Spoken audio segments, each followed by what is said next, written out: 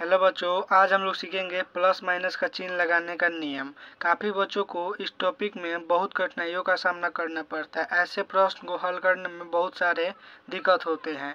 यह टॉपिक जोड़ के सभी चिन्ह के नियम, घटाव के सभी चिन्ह के नियम और गुणा के सभी चिन्ह के नियम के बारे में है। यह क्लास 3 से लेके 11th 12th सभी के मैथ में बेसिक जो मैथ का रूल होता है उसमें काम आता है। बस आप इस वीडियो के अंत तक देख लीजिए, आप जीवन में कभी भी इस ट्रिक को नहीं भूलिएगा। और ये सभी नियमों के साथ साथ मैं आपको प्रश्न हल करके बताऊंगा ताकि आपका सारा डाउट क्लियर हो जाए। अगर आप चैनल पर पहली बार आए हैं तो चैनल को सब्सक्राइब कर लाइक कर दीजिए वीडियो को, और जो भी दिक्कत हो, आगे किस टॉपिक पे वीडियो चाहिए कमेंट करके ज़रूर पूछिए। चलिए हम शुरू करते हैं। चलिए सबसे पहले नोट, किसी भी संख्या के सबसे उसके पहले जोड़ या घटाव या प्लस या माइनस का चिन्ह लगा होता है। बस आपको समझने की फेर है। यह जो 6 लिखा है इसके पहले प्लस का चिन्ह छुपा रहता है, बस कोई लिखता नहीं है।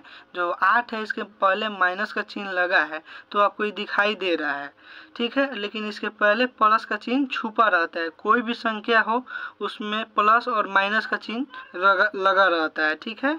अगर नहीं लगा है तो समझ लीजिए वो प्लस का है, और लगा है तो अच्छा ही बात है।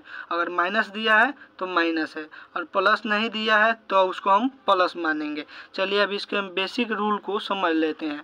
सबसे पहले जोड़ और घटाव के चिन्ह के नियम को हम लोग समझ लेते हैं, ठीक है। जब प्लस प्लस एक जैसा चिन्ह रहेगा और माइनस माइनस, तो इन दोनों संख्याओं को हम क्या करेंगे, जोड़ेंगे। और प्लस माइनस और माइनस प्लस रहेगा तो इसको घटाएंगे। ये तो हो गया, लेकिन चिन्ह किस चीज़ का लगाएंगे इसको हम एक ट्रिक से समझा देते हैं, ठीक है। मान लीजिए ये प्लस है, ये आपके पास पैसा है। जो माइनस है ये आपके पास कर्जा है, ठीक है।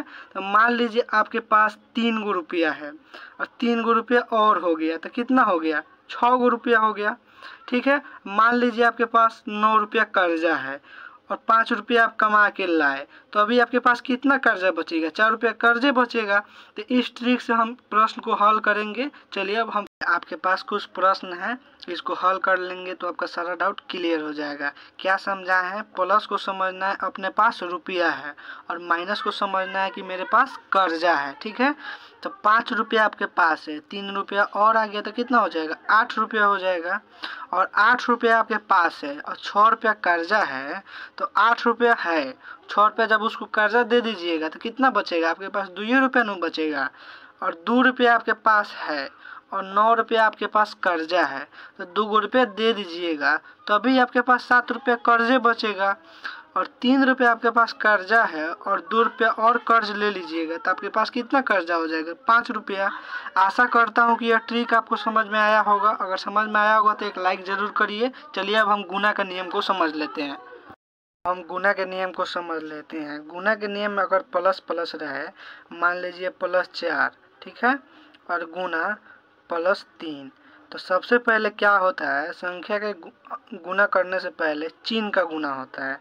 जब प्लस में प्लस से गुणा होगा तो वो प्लस हो जाएगा, और फिर संख्या का गुणा करेंगे तो 4 तिहाई हो जाएगा 12, तो इसका उत्तर आ गया, ठीक है।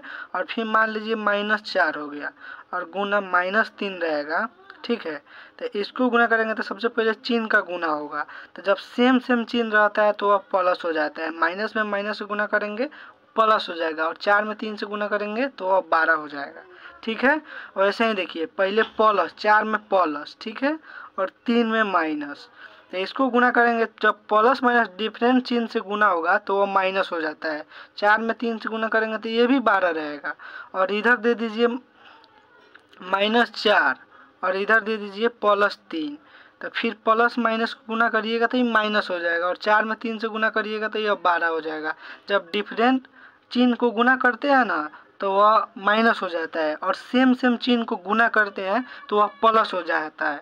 आशा करता हूँ कि आपको वीडियो समझ में आया होगा। अगर वीडियो समझ में आया होगा तो लाइक ज़रूर करिए, अपने दोस्तों के पास शेयर ज़रूर करिए, और सब्सक्राइब करना मत भूलिए। धन्यवाद।